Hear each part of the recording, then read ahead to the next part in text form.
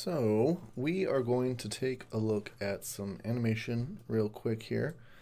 This is a basic squash and stretch jump, and the purpose of this video is to make something very straightforward and technically it's going to be piece by piece by piece, right? So here we have our giant in the box, and right off the bat, I'm going to make sure that all of the translates and rotates are at 0, so that's facing the right direction.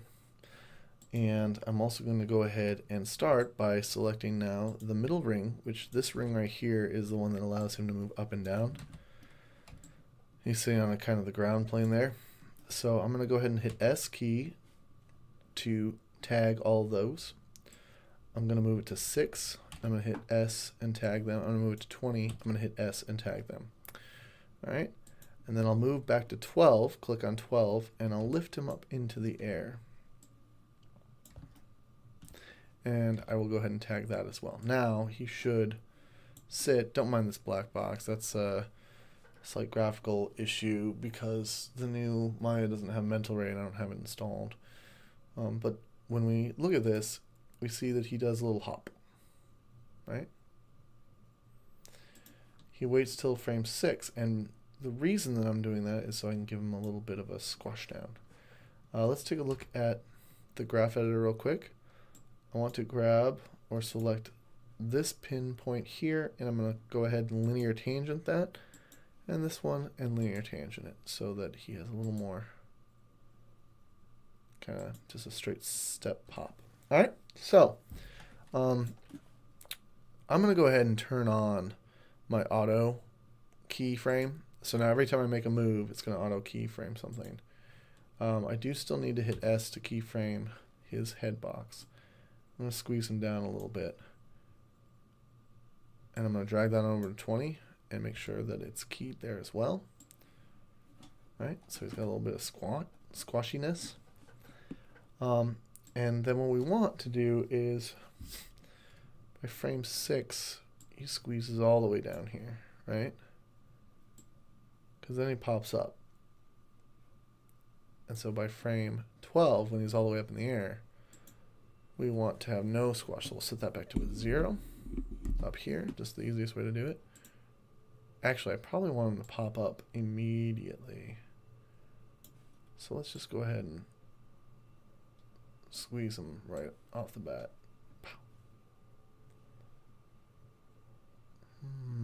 Actually, my mistake. I need that to be squeezed down and then squeeze them on up pretty quick here. So let's see how that looks. Boop. He could probably squat even a little bit more, to be honest. There we go. Boop, boop, boop. All right, now he's bouncing up and down. All right, and by the time we get to the top, we want him to kind of stretch out a little bit. So when he starts to come back down, let's move it to like about 16. So we'll take this up here. This is his little headpiece. Make sure that that's keyed. And let's move it to 16 and let's pull him on up.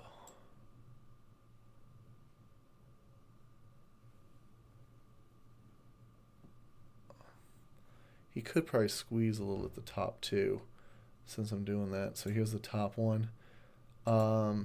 Let's take his bottom and set up something. We'll give him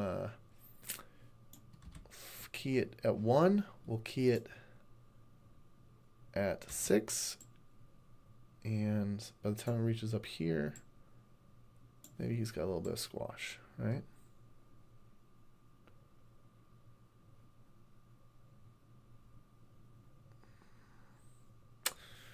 Yeah, not quite what I'm looking for.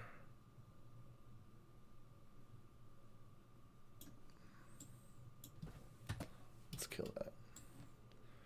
Squash, jump. Maybe we can put it a little bit at 11. And then by 13, he's kind of like, And then he comes back down. By 20, he's back to normal, right? Let's see how that looks. Looks a little jelly. So I don't like that one. I'm gonna go ahead and delete that. Sometimes, you know, an effect doesn't quite work the way we'd want it to. I do want to come back to this headshot here, though. Let's tangent these. See if that makes it feel a little bit better.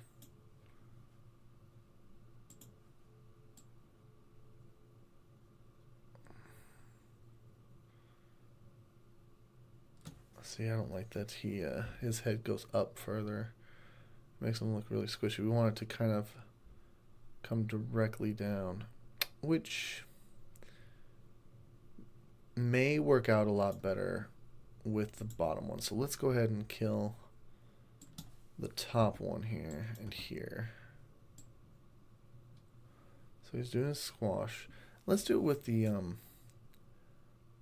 bottom one. So as he starts to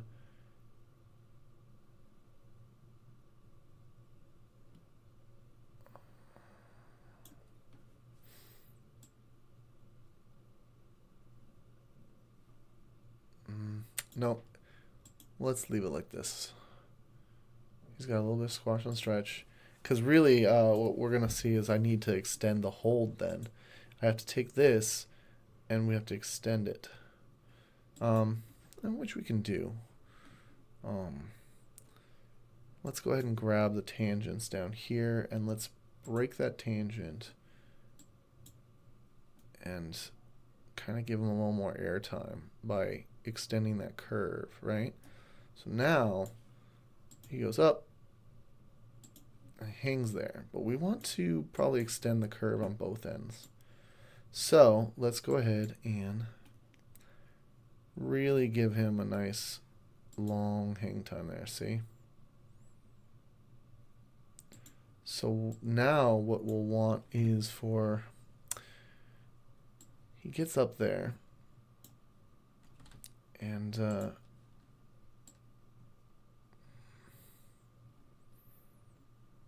let's go to 16 and let's drop this down.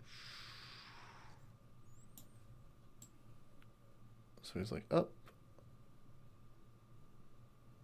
I don't like that it's hitting it here. We need it to, I see. We need to place a point here as well. All right, and then we'll go to 16. So now he starts to droop, right?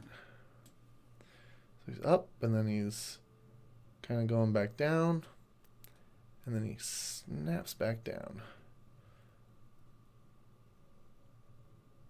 So by 18, maybe we pull this back up to 0.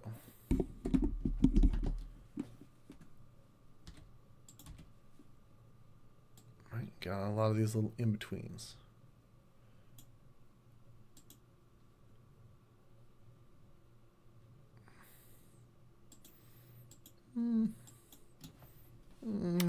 Not sure if I like that either. Let's see what happens here.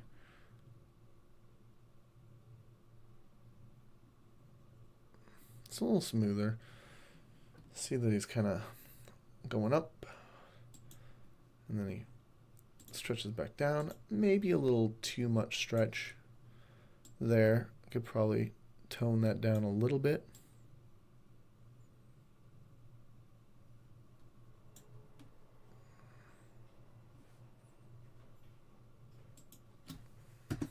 Put that back to 0. There we go.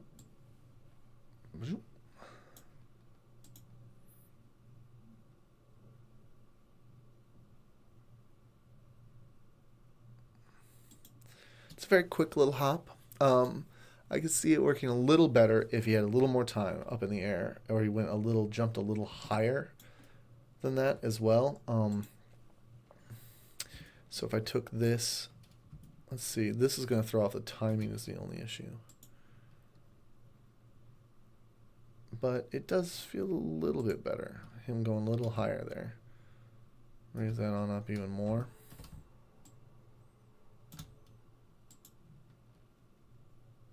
And then you lose some of the focus. So it's a little too high, see? So we don't really see his stretchiness anymore. And we'd have to really increase that stretchiness, really push that stretch factor on the character, on the model, right? Which you may or may not want. But now it's got to be really exaggerated to see it, see?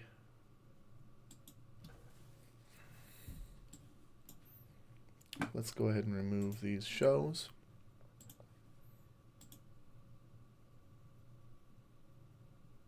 And I don't think there's enough time is the problem, right?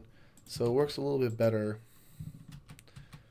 down low because the timing, you don't have as much time to do that. And that's the biggest issue with that, is just the short jump fits the time a little bit better because I only went with 20 frames, which is a little less than a second. So that's what we're looking at. All right. Follow those processes and you will get an accurate animation.